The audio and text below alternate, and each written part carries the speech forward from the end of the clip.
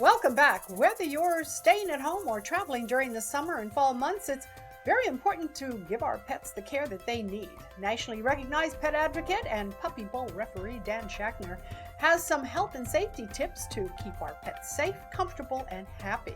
How you doing, Dan? I'm doing great. How are you, Audrey? Wonderful, wonderful, thank you. And you know what? My first question to you is, when it comes to pets, people end up naturally cleaning up after them. What tips do you have for taking that task on and making it a little easier? Yeah, I have yet to meet a pet that can clean up after themselves. I'm still trying to find one. If you find one, let me know. I think that'll be the world's most adored animal.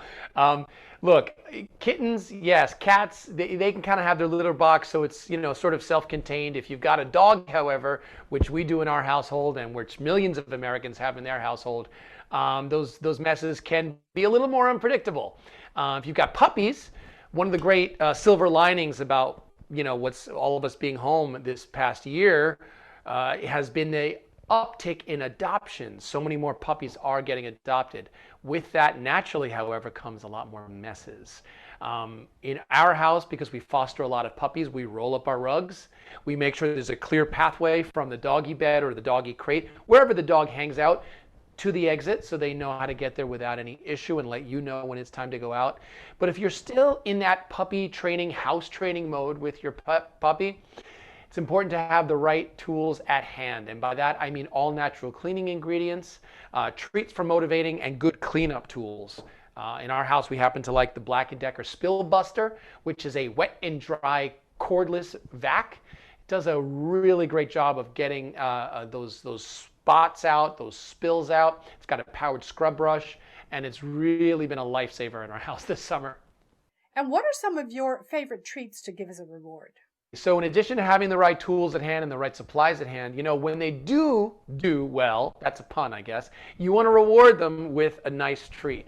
But 70% of pet owners, when surveyed, said they didn't want their treats to just be empty calories. They wanted their treats to have some nutritional value for their animals. We certainly agree with that in that house, and we think in our house, and we think most Americans do. The Phelps Wellness Collection that we tried this summer has been terrific because it's a variety of different treats, all natural ingredients, all functional ingredients. So in other words, if I've got a dog, let's say, with a sensitive stomach, I can give them Tummy Tamer, which is a really mild formula. It's still a treat, still tastes delicious, but it's a mild formula. Gut Check has got probiotics for again, sensitive stomach. Keep Calm's got chamomile if your dog needs to wind down after the end of a busy day. Hip Hip Hooray. One of our foster dogs was a 13-year and a half old puggle, and that's a great animal, but unfortunately they're hit with a lot of hip issues. Inflammation, joints, arthritis, and that's what something like Hip Hip Hooray is. It has glucosamine, chondroitin. These are ingredients that are going to directly benefit the joints. And then For Real is great. It's got omega, which is great for the, of course, skin, the bones, the fur, and last but not least, Squirrel, which has got DHA to help them with attention. The point is, whatever dog you have, you can get them one of these Phelps Wellness treats, and they're terrific because they all have some individual benefit that's not just a simple treat. It's got some nutritional value as well. They sound like some of the supplements I take. Right. Well, it's all the same ingredients. Glucosamine and chondroitin helps us the same way it helps dogs, and veterinarians agree that that's one of the best things you can give your dogs if they have hip or inflammation issues. And Dan, what should we keep in mind if we're traveling with our pets? Yeah, well, definitely bring your treats and bring your cleaning supplies if you're traveling. And once you get out on the road, most of us will be road tripping this summer, not too much flying going on. So if you're going to be road tripping, just make sure you budget enough time in your trip to get that done.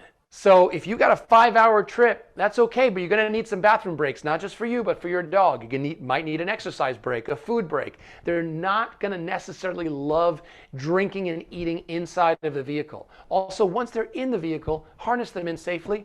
No matter, even if it's a short trip and you think, oh, it's only a couple of hours, get them in safely. You're going to want them just in case there's some accident or the car gets jostled or there's a sharp turn. You really want them safe and protected. All dogs should be harnessed or at least secured in the back of your vehicle. And those are the tips, but more than anything, I gotta stress, keep that budget, that time budget, a little bit longer than you might expect. If it's 5 hours, give yourself 6. Well, at least the dog isn't going to ask you how long before we get there. Wonderful tips, Dan. Thanks so much for being here. Thank you so much for having me. Take care.